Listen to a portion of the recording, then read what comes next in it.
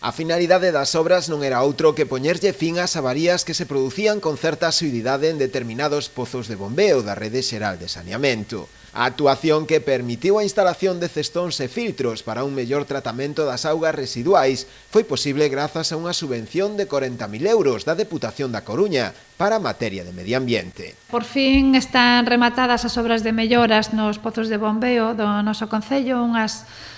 son estas obras que non se ven, pero que son moi importantes porque teñen unha incidencia directa na calidade da auga da nosa ría, do noso medio ambiente, das nosas praias. Con esta actuación, que consiste basicamente en melloras de colocación de cestóns e elementos que dificultan a aparición de avarías nas bombas e nos pozos de bombeo, pois agardamos que se averíen menos e que haxa menos vertidos á ría que provoquen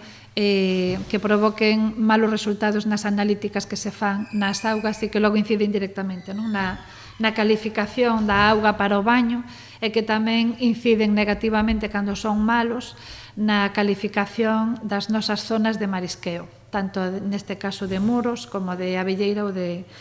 Esteiro. Segundo informou a propia alcaldesa María Xosé Alfonso, a intención do Executivo pasa por ir traballando de cara á consecución do tan ansiado saneamento integral do municipio. De aí que teñan previsto incluir na relación de actuacións a realizar con cargo ao Postplus da Deputación para o vindeiro ano dúas obras en esta materia, unha en Muros e outra en Esteiro. Estamos traballando en máis obras de saneamento.